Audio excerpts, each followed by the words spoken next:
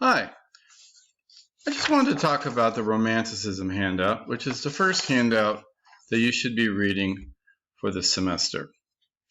We begin with the Romantics. Romantics, by the way, has nothing to do with their love life. The Romantics are a school of poets that really derive mostly from influences of the French Revolution. It's hard for us today to really appreciate the dramatic impact that the French Revolution had, not just simply on the French, but on others, including the English.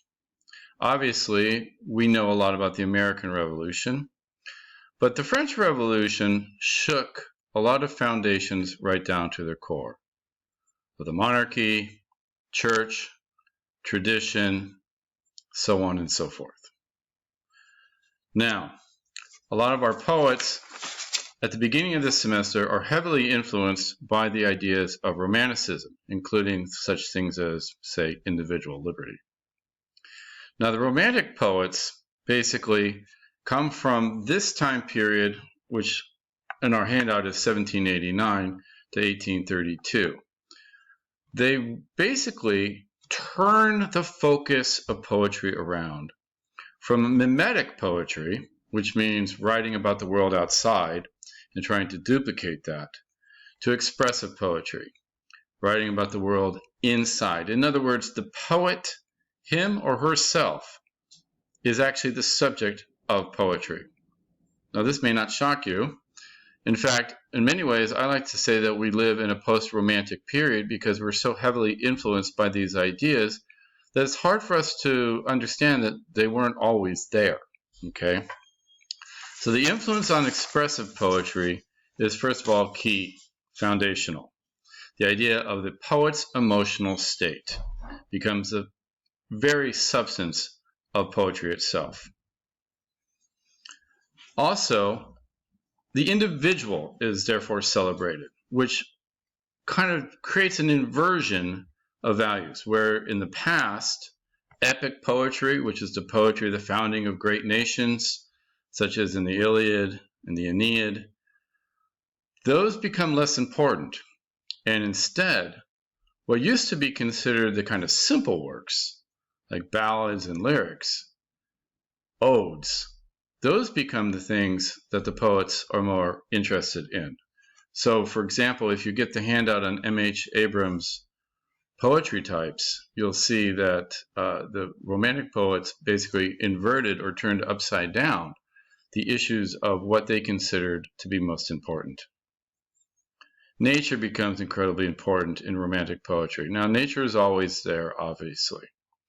But in older times, nature in many ways was an enemy. Think of poems like Beowulf, right? Where you're constantly fighting to establish civilization. Well, the Romantic poets don't have to worry about that, right? They're not walking around and getting jumped on by big, gigantic monsters. And instead, nature becomes a place of solace, a place to go to reinvigorate yourself. You might again recognize these very ideas, right? Nature basically is no longer the enemy. Nature is a place where we, quote unquote, find ourselves. Again, a concept that's still very much with us in our own time. The Romantics were also about elevating the common man, the simple person, the peasant, the farmer, the worker. Those become the important people because, and when you read Wordsworth, preface to Lyrical Ballads, you'll see how he talks about how the common person is more in tune with their true self, right? Their emotions are not as, shall we say, corrupted by civilization. In this sense, the poets are heavily influenced by the works of Jean-Jacques Rousseau, okay, who wrote about the noble savage. Basically, the impression is that civilization is a corrupting influence. And the closer we can get to nature and our natural self, the better and truer we actually are. Some of the Romantics, and particularly Coleridge, which you'll have on your syllabus, are interested in the Gothic, horror, right? Things outside of the realm of rational thought. basically, one of the themes that is going to also run through this entire semester is what we might call the rejection of Christianity. That is, traditional ideas of Christianity are no longer holding up, not just simply to science, but also to other ideas as well, right? Nevertheless, the Romantic poets are deeply spiritual, but their spiritual searches take them outside of what we might call traditional Christian experience.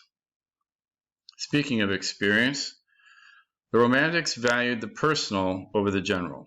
Therefore, your unique personal experience becomes the subject of the poetry, with the idea that there is something true and essential to that individual experience.